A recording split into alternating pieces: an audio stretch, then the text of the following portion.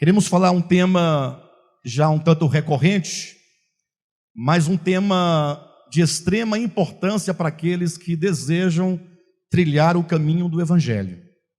Se você é um servo de Deus, se você é uma serva do Senhor, e você tem esse desejo, eu peço que você então ouça essa ministração com o seu coração, ouça em oração, acompanhe a leitura, acompanhe o pensamento, o raciocínio, porque vamos falar acerca da verdade.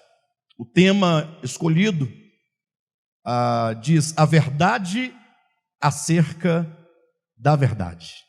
Tá bom? Abra sua Bíblia no Evangelho de João, capítulo 18. Abram também em João, capítulo 14. Capítulo 18 do Evangelho de João. Vamos ler os versículos 37 e 38, que dizem assim: Então lhe disse Pilatos: Logo, tu és rei? Respondeu Jesus: Tu dizes que sou rei. Eu para isso nasci e para isso vim ao mundo, a fim de dar testemunho da verdade. Todo aquele que é da verdade ouve a minha voz. Perguntou-lhe Jesus, ou melhor, perguntou-lhe Pilatos: que é a verdade? Agora leia capítulo 14, versículo 6, do Evangelho de João também. Respondeu-lhe Jesus: Eu sou o caminho, a verdade e a vida. Ninguém vem ao Pai a não ser por mim. Queridos, eu pedi que todos viessem essa noite em razão dessa mensagem que Deus já há muito tempo colocou no meu coração, e tem sido um tema de grande e profunda reflexão da minha parte. E já há algum tempo eu estou tentando falar à igreja acerca desse tema. Eu tenho falado, mas hoje eu gostaria de ser bastante claro, ser bastante específico, para que os irmãos possam pensar a vida cristã, para que cada um possa pensar a questão do Evangelho. Devemos começar a pensar que a questão da verdade é uma questão que desde muito tempo, desde os primórdios da história humana, que os homens pensam a questão da verdade. Hoje em dia se ouve muito falar, por exemplo, sobretudo os crentes, né? Nós falamos, não, nós temos a verdade. Outros dizem, nós conhecemos a verdade. Tem igrejas até que chegam a afirmar que somente aquele grupo de pessoas, aquele ministério tal, tem a verdade. Mas afinal, o que é esta verdade, né? Afinal, o que é a verdade que todos buscam, e tantas vezes buscaram ao longo de toda a existência humana? Se nós reconstruíssemos a história, desde os gregos na antiguidade, que eles já perguntavam sobre a verdade, e não poucos filósofos se propuseram a apresentar a verdade. O problema é que depois de tanto tempo, olhando hoje para o mundo, nós estamos no século 21, isso da era cristã, né? Sem contar antes de Cristo, e nós perguntando acerca da verdade, é muito provável que as pessoas não saibam com exatidão o que é a verdade. Então é preciso que nós paremos por um momento e que nós possamos refletir acerca de algo que é extremamente importante. Será mesmo que nós temos um desejo real pela verdade? Será que você, que diz que ama a verdade, deseja pela verdade, será que de fato você tem um desejo real pela verdade? Será que não haveria em nós, será que não tem no nosso coração, temos que pensar isso, outros interesses que estão por detrás da busca pela verdade? Talvez alguém diga assim, ora, mas como assim? Não, acho que quem ama a verdade, quer a verdade, ele quer a verdade.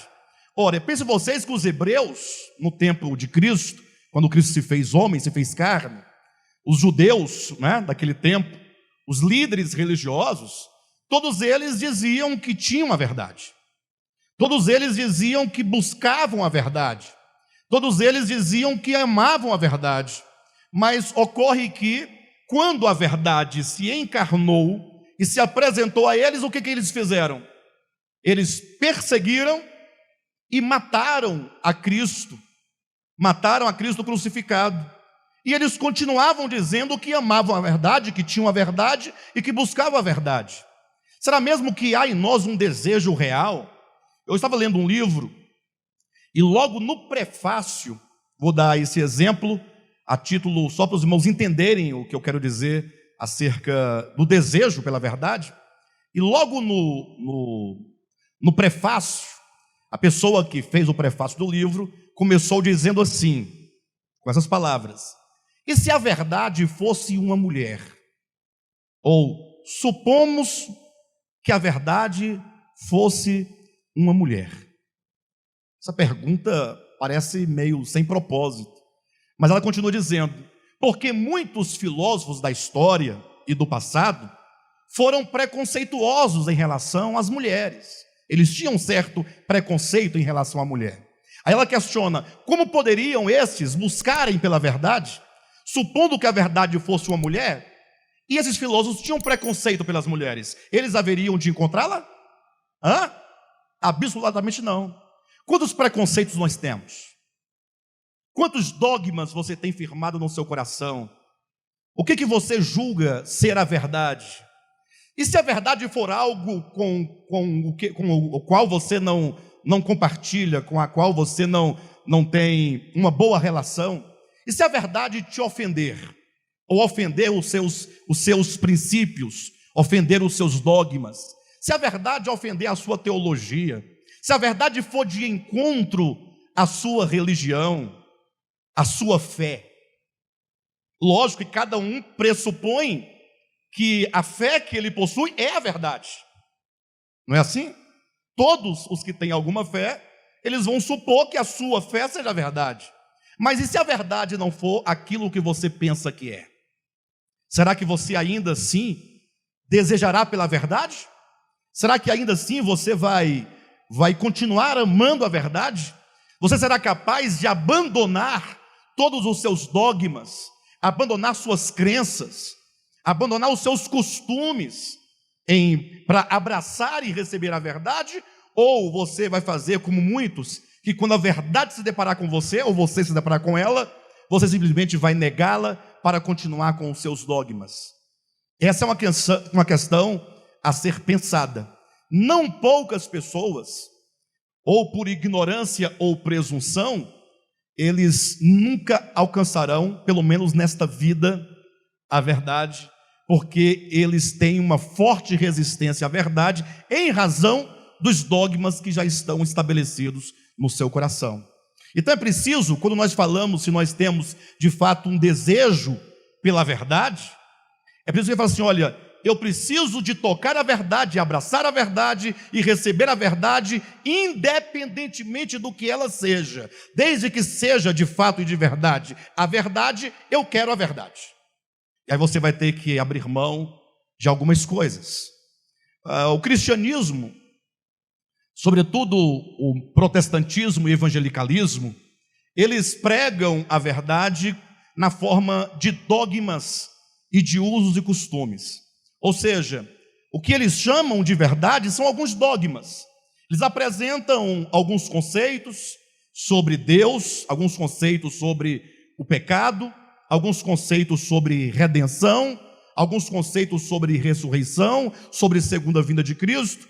Fazem então um compêndio teológico de supostas verdades, e agora aqueles que aderem àquele segmento passam a dizer: não, nós temos a verdade. Mas veja que nós lemos essa noite aqui um texto bíblico em que Pilatos, quando estava julgando a Cristo, ele pergunta para Jesus Cristo o seguinte: você é o rei de Israel? Aí Jesus falou o quê? Tu o dizes. E para isso eu vim ao mundo, para dar testemunho da verdade. Olha o versículo 37. Logo tu és rei, respondeu Jesus. Tu dizes que sou rei.